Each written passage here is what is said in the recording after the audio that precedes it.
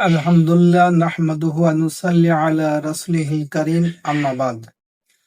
আউযু বিল্লাহি মিনাশ শাইতানির রাজীম। বিসমিল্লাহির রহমানির রহিম।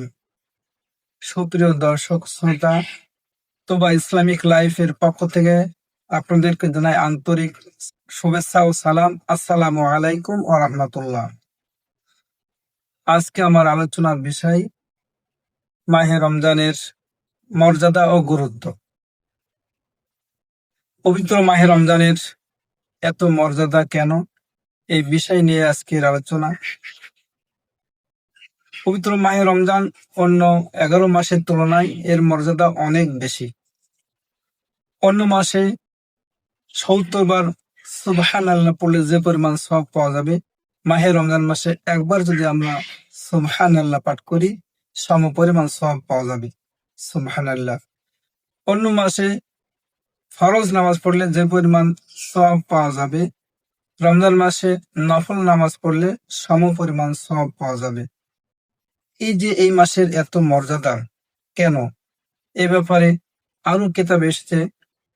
আন আবি হুরায়রাতা রাদিয়াল্লাহু আনহু ক্বালা ক্বালা রাসূলুল্লাহ সাল্লাল্লাহু আলাইহি ওয়াসাল্লাম ইযা কানা লাইলাতুম মিন শাহরি রমাদান সুফিদাতিশ শায়াতিনু ওয়া মারাদাতুল জিন্নি ওয়া গুল্লিকাত আবওয়াবুন নিরান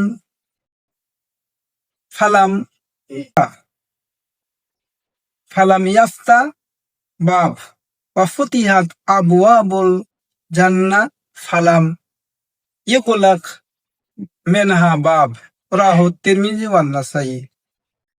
এই হাদিসের মধ্যে হযরত আবু হুরায়রা রাদিয়াল্লাহু আনহু থেকে বর্ণিত, তিনি বলেন রাসূলুল্লাহ সাল্লাল্লাহু আলাইহি ওয়াসাল্লাম বলেছেন, মাহে রমজান মাসে যখন প্রথম রজনী আসে তখন শয়তানকে এবং দুষ্ট প্রকৃতির জিনকে শৃঙ্খলে আবদ্ধ করা হয়। জাহান্নামের সমস্ত দরজাগুলি বন্ধ করে দেওয়া হয়, একটি দরজাও খোলা থাকে না। অপরদিকে জান্নাতের সমস্ত দরজাগুলি খুলে দেওয়া হয়, একটিও বন্ধ থাকে না। সম্মানিত দর্শক শ্রোতা, এই হাদিস থেকে আমরা এই মাহে রমজানের এর মর্যাদা, এর গুরুত্ব আমরা জানতে পারছি। এর মূল আরো কোরআন থেকে আমরা এই মাহে রমজানের আরো গুরুত্ব মর্যাদা জানতে পারবো। সূরাতুল বাকারার 185 নম্বর আয়াতে প্রথম মাসে আল্লাহ রাব্বুল আলামিন এর মূল কারণ বর্ণনা করেছেন। শাহরু রমাদানাল্লাযী উনজিলা ফীহিল কুরআন হুদাল লিন-নাস, অর্থাৎ এই সেই মাস যে মাসে কোরআনকে নাজিল করা হয়েছে মানুষের হেদায়েতের জন্য। সম্মানিত দর্শক শ্রোতা, এই মাহে রমজানের মর্যাদার মূল কারণ হলো কোরআন নাজিল হয়েছে এই মাসে। রমজান মাস ছাড়া যদি অন্য মাসে কোরআন নাজিল হতো তাহলে রমজান মাসের তুলনায় অন্য মাসের মর্যাদায় বেশি হয়ে যেত। তাহলে রমজানে শুধু কোরআন নাজিল হওয়ার কারণেই এই মাসের মর্যাদা এত অনেক বেশি অন্যান্য 11 মাসের তুলনায়।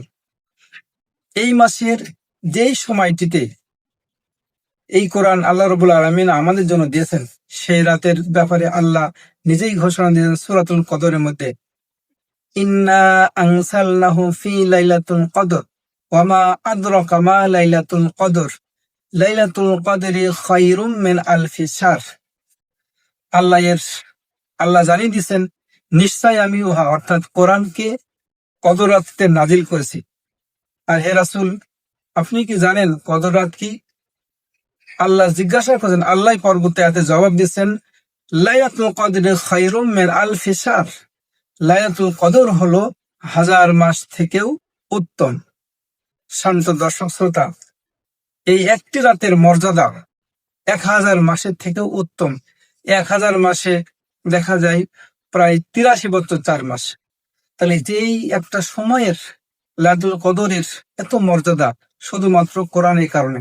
তাই আসুন, যেই কোরআনের কারণে রমজানের এত মর্যাদা, যেই কোরআনের কারণে এই মাহে রমজানের সকল ইবাদতের এত মর্যাদা, যেই কোরআনকে আল্লাহ আমাদের জন্য নাজিল করেছেন, তা আমরা যদি সেই কোরআনকে আমাদের জীবনের সাথে জড়িয়ে নিই, অর্থাৎ সেই কোরআনের বিধিবিধান যদি আমরা আমাদের জীবনে পালন করি, তাহলে আমাদের মর্যাদা অনেক গুণে বেড়ে যাবে।